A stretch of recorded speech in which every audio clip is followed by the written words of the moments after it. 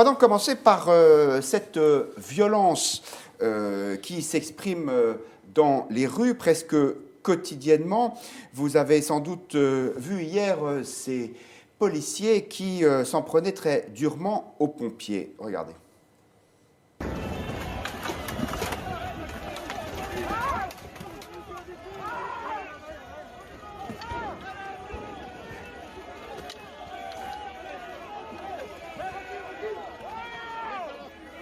Voilà, donc on s'aperçoit que les Black Blocs ou les Gilets jaunes n'ont pas le monopole des affrontements très durs avec la police. Il y a aussi eu ces autres images de violence plus symboliques. C'était lors d'une manifestation au Flambeau, le 24 janvier dernier. On voyait la tête du président de la République, en tout cas sa représentation, au bout d'une pique. Alors, est-ce que c'est une image faite pour frapper les médias ou est-ce que c'est quelque chose de plus grave? Écoutez le point de vue très, très fort de l'ancien garde des Sceaux, Robert Badinter. Pour lui, c'est grave.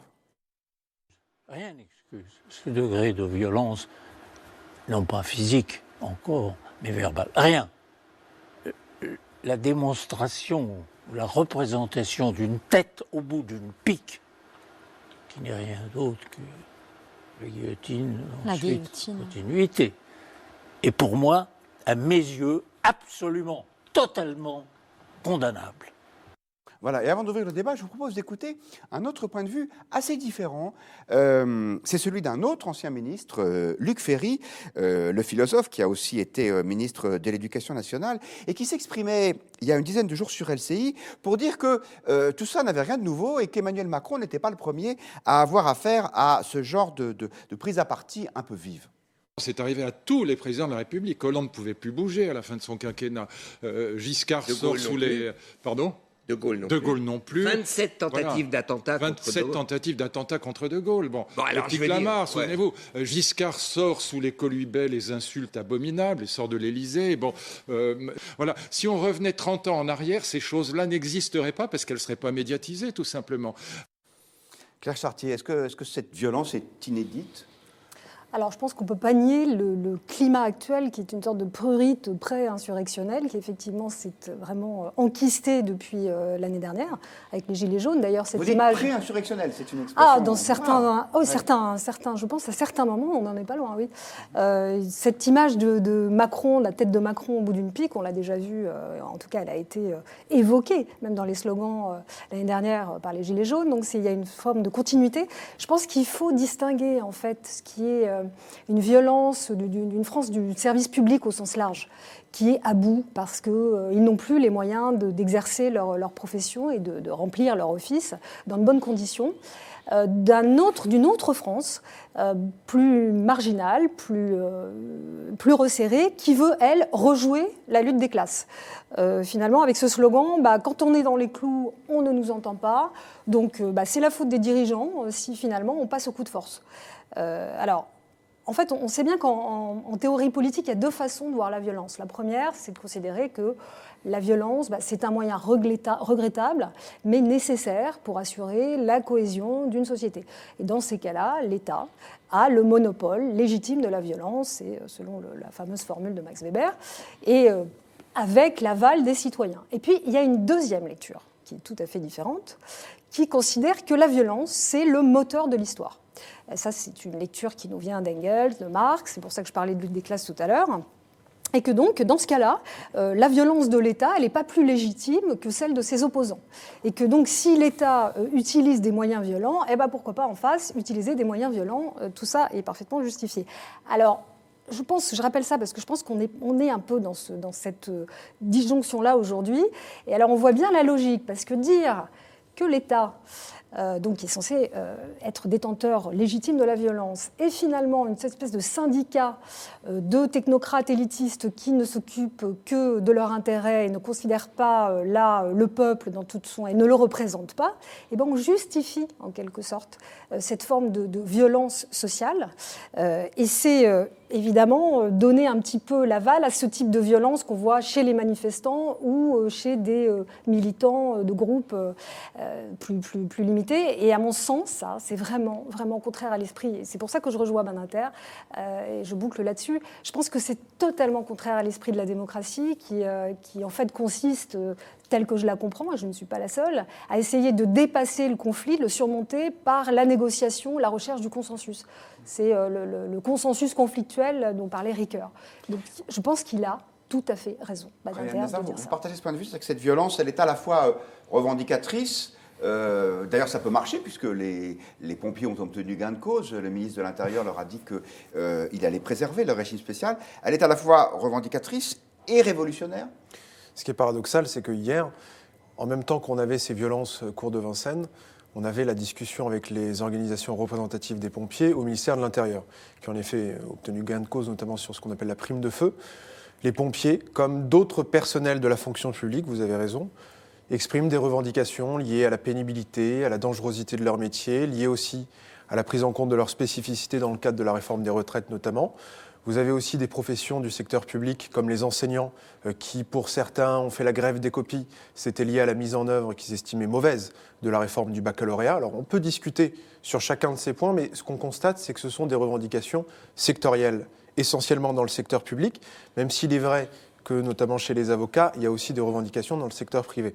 Mon point, c'est qu'il me semble qu'il faut distinguer ces revendications, qui sont en effet légitimes dans une démocratie, qui doivent appeler le pouvoir politique à rentrer dans une discussion, une négociation. Même si faut les distinguer. Ça vous dérange justement, pas non, mais justement, il faut les distinguer de ces violences, parce que la manifestation d'hier, il n'y a pas eu que des violences. Il y a eu ces scènes extrêmement choquantes et qui sont d'une certaine manière une défaite de la République. Quand on voit des policiers et des pompiers qui se tapent dessus, c'est une défaite collective. Mais il n'y a pas que ça aujourd'hui dans les revendications. Et je termine simplement en disant une chose, c'est que le rôle du politique dans une période comme celle-ci, me semble-t-il, c'est d'en appeler à la responsabilité de chacun. On sort quand même d'une période où vous avez un élu du Front National qui a exprimé son opinion que le président de la République ne serait pas de France. Vous avez une ancienne candidate à la présidentielle socialiste qui explique que le pays est quasiment une dictature, un régime autoritaire. Nous sommes dans un régime autoritaire. Pour ne pas la nommer, il faut vraiment que chacun revienne à la raison et les paroles, en l'espèce d'un ancien ministre socialiste. Vous avez oublié Jean-Luc Mélenchon qui dit aussi qu'on est dans un régime autoritaire. Ou la haine des médias chez Jean-Luc Mélenchon, on aurait pu. Mais en l'occurrence, on attend des voix et des consciences comme celle de Robert Badinter, simplement pour ramener à la raison. Il y a des revendications qui peuvent être légitimes, mais pas cette violence-là, et pas sous ces formes, en tout cas pas dans une démocratie. Alors le sujet vous passionne de toute évidence parce que nous avons beaucoup de réactions. Je vous les livre en vrac, puis après ça on demandera à Alexandre Devecchio son point de vue.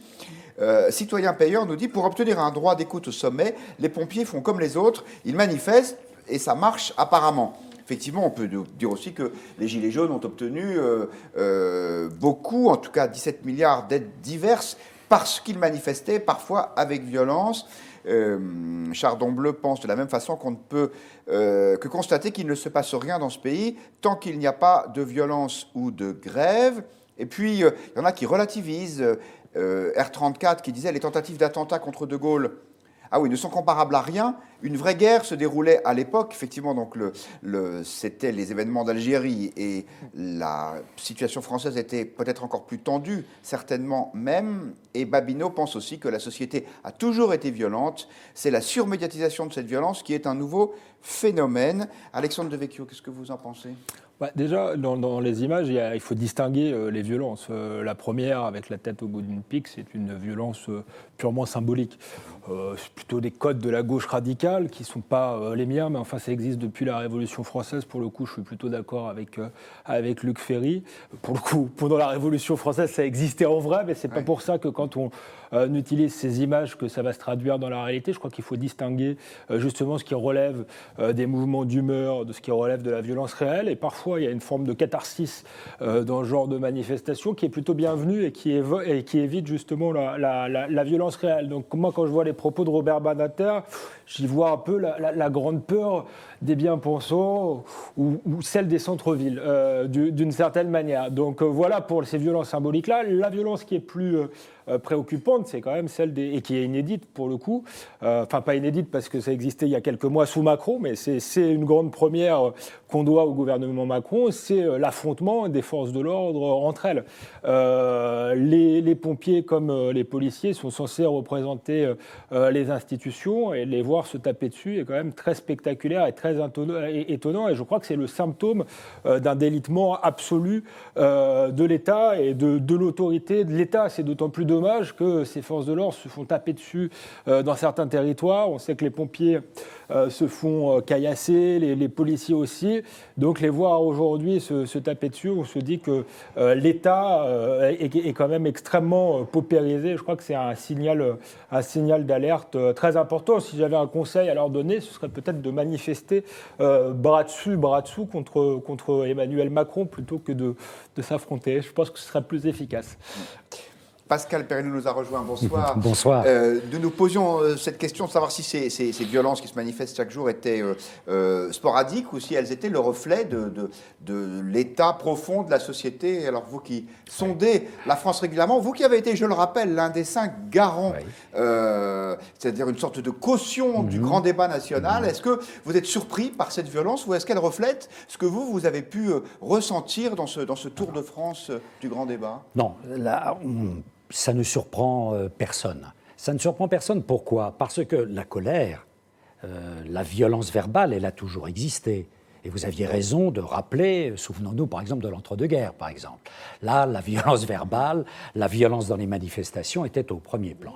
Et nous avons déjà connu, même après cette période, des périodes d'affrontement, mai 68, enfin on pourrait citer de multiples exemples. Cependant, il y a eu pendant longtemps des moyens de refroidir la colère. C'était tous les corps intermédiaires, les grands partis, les grands syndicats, les grandes institutions, qui refroidisaient et donnaient du sens à la colère. Maintenant, comme le dit Denis Maillard, qui a beaucoup étudié le mouvement des Gilets jaunes, les colères restent chaudes. Il n'y a plus de refroidissement de la colère. La colère devient presque un projet de vie, un projet de mobilisation. On se mobilise parce qu'on est en colère. Ça avait commencé avec le libelle, que beaucoup de gens avaient trouvé formidable, qui était de Stéphane Hessel, vous savez, le fameux « Indignez-vous ». Ok, indignez-vous, mais pourquoi ? Comment et il faut bien un jour sortir de l'indignation, sortir de la colère. Et là, on voit bien qu'il y a une violence dans la société française, qui est une violence verbale, mais attention, la violence verbale est symbolique, elle annonce souvent des violences d'une autre nature. Et on voit bien que dans toutes les enquêtes, alors c'est très difficile d'interroger les Français, par exemple en disant est-ce que vous allez déposer une bombe, est-ce que vous allez commettre un attentat, ou est-ce que vous avez même envie de casser la figure aux forces de l'ordre. Mais dans les intentions, de dire, par exemple, est-ce que vous trouvez justifié le fait qu'on occupe des bâtiments publics, le fait que l'on brûle tel ou tel symbole, ça ne cesse de monter. Et vous avez, dans la jeunesse française, un potentiel de radicalité aujourd'hui. Alors, on a beaucoup parlé de la radicalité religieuse, elle est là, mais il y a un autre type de radicalité, qui est une radicalité qu'on pourrait appeler politique ou infrapolitique, et qui se traduit maintenant dans tous les corps, même les corps, et vous aviez raison de le rappeler, de sapeurs-pompiers professionnels, d'ailleurs dont certains sont militaires. Vous savez que sur les 40 000, je crois, sapeurs-pompiers professionnels, il y en a tout de même 8 000 qui sont des militaires. Mais ceux-là n'ont pas le droit de manifester. Ils n'ont pas le droit de manifester. Les marins-pompiers de Marseille ou voilà. les sapeurs-pompiers de Paris. Tout à fait, ils n'ont pas le droit de manifester, mais hier, vous aviez tout de même des sapeurs-pompiers qui manifestaient avec leur casque, qui n'ont pas respecté l'itinéraire prévu, qui voulaient se rendre vers le périphérique pour le bloquer. Donc il y a là tout de même quelque chose qui a changé. Quelque chose qui a changé, qui est le signe certainement d'un délitement de l'État, mais bien au-delà, je crois, d'un changement de comportement et d'attitude. Les colères sociales, aujourd'hui, ne trouvent plus aucune canalisation. Donc, elles deviennent en effet extrêmement disruptives. Et le mouvement social est aussi disruptif qu'Emmanuel Macron avait pu l'être en 2017 dans le champ politique. Alexandre Devecchio, Pascal Perrineau parlait de l'aspect générationnel de cette colère. Vous avez consacré un livre, ça s'appelait « Les enfants du siècle », c'est ça, à cette génération peut-être plus politisée et plus radicalisée que les précédentes. Vous les revoyez là ? Là, on voit que l'orage, moi c'était des jeunes gens de la vingtaine, là je pense qu'il y a des gens de tous les âges, mais effectivement, j'avais le pressentiment qu'on allait vers une certaine radicalisation, même si j'aime pas ce mot parce qu'il renvoie à l'islam radical, je crois que c'est pas la même chose, mais effectivement qu'on sortait du cadre des affrontements traditionnels droite-gauche, qu'il y avait une quête d'identité, d'appartenance dans la jeunesse face à un modèle qui n'avait plus tellement de sens et qu'on allait vers de nouvelles formes politiques. Je crois qu'on est dedans. Tout à l'heure, on disait la démocratie, c'est la recherche du consensus, certes, mais c'est la recherche du conflit surmonté. Mais justement, je crois qu'un des problèmes démocratiques aujourd'hui, c'est qu'il n'y a plus tellement de conflits entre les représentants.